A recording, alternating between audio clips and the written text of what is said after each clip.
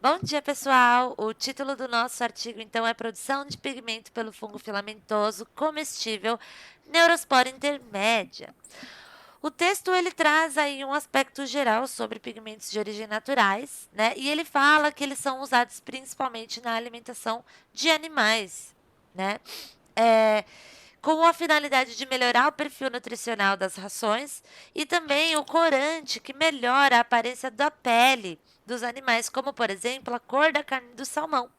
Né? Se a gente pegar um salmão em seu habitat natural, ele não tem a mesma cor avermelhada, aquela cor vermelha bonita, né, do salmão, como um salmão que recebe ração aí, né, enfim. Ele fala também que os pigmentos de origem natural, eles têm potencial antioxidante e antitumorais. E quando a gente fala de pigmentos de origem natural, obviamente as plantas estão aí dominando a cena, né? A grande parte dos pigmentos naturais são de origens das plantas, né? Só que existe a possibilidade, existe uma alternativa promissora de produzir pigmentos naturais através da fermentação de fungos. Muito bem. Então vamos conhecer um pouquinho melhor quem é Neurospora intermédia. Né? Eles são fungos capazes de produzir carotenoides amarelos e laranja, né? Então ele é esse bonitão aqui. Deixa eu mostrar a caneta aqui para vocês.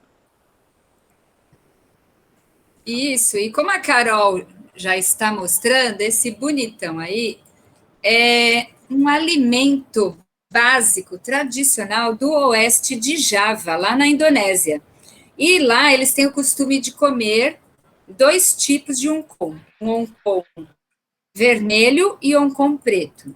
Só que o oncom preto já é feito com outro tipo de fungos, tá? O nosso estudo é baseado no Neospora, no fungus Neospora, que é o único alimento humano produzido a partir da fermentação desse fungus. Muito bem. Ainda sobre essa espécie, gente, ela tem sido estudada há mais de 2 séculos e não existe nenhum estudo que fala sobre a produção de micotoxinas por esse fungos, o que é muito interessante, principalmente para a indústria alimentícia, né? Ele também é capaz de crescer rapidamente em vários tipos de substratos diferentes. Ele é rico em aminoácidos essenciais, ácidos graxos ômega 3, ômega 6, né? Também importante aí para a indústria alimentícia. Ele é fácil de separar o pigmento, né, do caldo de fermentação. É, e diz que a biomassa fúngica ela é uma fonte potencial de nutrientes de alta qualidade para rações de animais e peixes, né? Muito bem. As pesquisas que foram estudadas para fazer esse paper diz que são pouquíssimos os estudos de neurospora intermédia, né? Em relação à produção de pigmento por essa espécie. Então, existe poucas informações em relação a isso. E é importante a gente compreender quais são os fatores que regulam a biossíntese desses pigmentos, né? E o que é importante para controlar a biossíntese de carotenoides. Sabe-se que essa espécie ela está dentro do filo Ascomicetes, né? E existem alguns fatores que já foram compreendidos como importantes, como por exemplo o estresse oxidativo, é, o nível de aeração, luz, pH, nitrogênio, fonte de carbono, né? Tudo isso vão influenciar a produção de pigmentos do filo ascomicetes por um todo, então, consequentemente, de neurospora intermédia também, tá? Isso. Então, esse E, estudo ele vai falar um pouquinho sobre a influência das fontes de carbono e nitrogênio na produção de pigmentos por neurospora intermédia. e como que esse estudo foi realizado? Eles tiveram que preparar um meio de cultura onde, logicamente, o fungus gostasse e se reproduzisse, né? Então, ele foi mantido, o fungus foi mantido no meio de cultura chamado Potato Dextrose Agar, PDA, ou, em português, agar batata dextrose, que precisa conter 20 gramas de glicose por litro, 15 gramas de agar por litro e 4 gramas de extrato de batata por litro. Bem, precisamos também verificar que eles acrescentaram fontes de carbono e nitrogênio, porque, logicamente, você tem que dar um apetitoso alimento, né, para os fungos crescerem assim, de uma forma bem gostosa, né? Eles precisam de fontes de carbono e fontes de nitrogênio. Então, para isso, eles acrescentaram nesse meio sintético, eles acrescentaram cloreto de magnésio, eles acrescentaram fosfato monopotássio, acrescentaram água e acrescentaram cloreto de cálcio também. Tá? Para analisar diferentes fontes de carbono e diferentes fontes de nitrogênio, como a Carol já disse anteriormente, né, foram usados como um meio de triagem basal para a produção do pigmento, para realmente analisar qual que era eficaz, né?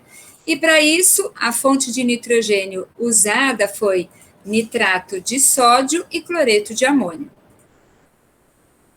Continuando, né, pensando nesse meio de cultura, nessa reprodução, nesses nutrientes favoráveis, né, para a reprodução desse fungos, depois eles colocaram esse fungos em bioreatores, numa fermentação submersa, para ampliar essa reprodução, pensando numa quantidade que servisse para a indústria, né? Então, para ampliar essa produção, foram colocados esse meio de cultura em agitação, essa agitação causada por aeração dentro de um bioreator chamado airlift, que é indicado, né, para organismos sensíveis à agitação mecânica, ou em organismos que necessitem de alta transferência de oxigênio, e eles foram operados como se fossem bioreatores de coluna de bolha. Bem, aí vocês podem observar o bioreator usado aqui no slide. Muito bem, gente. Então, nesse trabalho, né, foi estudado o efeito da capacidade de diferentes fatores para produzir os pigmentos desse fungo, né? Quais foram as fontes, né, mais importantes aí? As fontes de carbono, como a glicose e a manose, tá? As fontes de nitrogênio, como o nitrato de sódio e o cloreto de amônio. E alguns metais traço, tá? Aí a gente tem zinco, a gente tem magnésio, nós temos manganês também, tá? Então, cloreto de zinco, cloreto de magnésio, cloreto de manganês e também eles sozinhos, beleza? Muito bem. Alguns resultados rapidamente, só para a gente entender como é que foi, então, esse estudo, quais foram as perspectivas apontadas, né? Nitreto de zinco, carbono, principalmente a manose, e nitreto de magnésio foram os mais importantes, os mais relevantes para esse estudo. Quando se falava de fator de pH, tanto na glicose quanto na manose, os maiores índices de produção de pigmento foram em meios mais ácidos, né, com pH igual a 3,5, né, quando comparados a um pH um pouquinho mais para o neutro, um pouquinho maior aí de 5,5, tá? Então, o fungo, ele prefere, então, pH mais ácido para produzir os pigmentos carotenoides. As taxas de aeração também foram mais produtivas, né, segundo os gráficos, em valores mais altos, né? Então, o valor mais alto aqui apresentado pelo gráfico foi de 1,3 volume de ar por volume de meio por minuto, né? E foi o que apareceu em maior destaque, ou seja, maior índice, né, de produção de pigmento do tipo carotenoide. Outra coisa interessante é que a manose e o nitrato de sódio foram os mais encorajadores aí para a produção dos pigmentos, quando comparados à glicose e o cloreto de amônio, né? Sobre os metais, a adição de zinco sozinho tinha um efeito basicamente negativo para a produção de pigmento. Mas o zinco, quando combinado com a glicose, ele é um fator positivo para a produção desse pigmento. Gente, qual é a ideia principal desse artigo? A ideia principal, o objetivo, né, principal desse artigo foi avaliar a produção desses pigmentos, né, carotenoides, produzidos por esse fungos e analisar se ele teria, se a reprodução, todo aquele meio de cultura, todo o uso do bioreator fosse suficiente para aumentar a produção ao nível industrial, tá? Para que se tenha a capacidade de produzir corantes naturais para o uso em vários tipos em vários setores, né?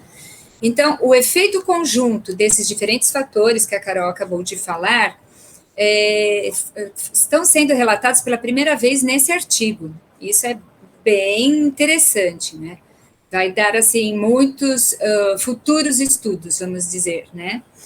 O aumento de escala pelos bioreatores de coluna de bolha foi realizado também para investigar se o efeito do pH e se o efeito da aeração melhorava ou piorava a produção, né, em grande escala, a produção desse corante, tá?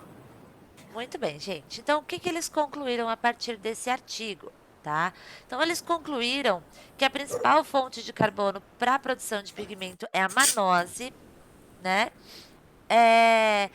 Existem a adição de alguns cofatores, como magnésio, manganês e zinco, principalmente quando associados à glicose, tá? Eles têm uma resposta melhor quando associados a uma fonte de carbono.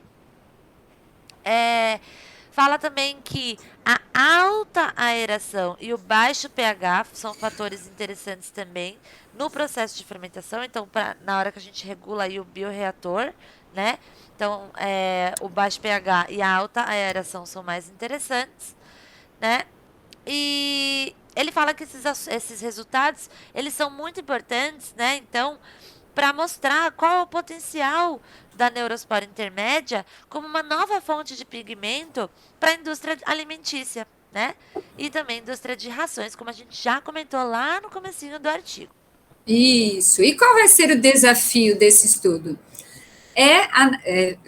Analisar, né, que esse vem aumentando muito o interesse por fontes naturais para vários tipos de indústria, não só de alimentos e rações, mas para a indústria de cosmético, indústria farmacêutica e indústria têxtil.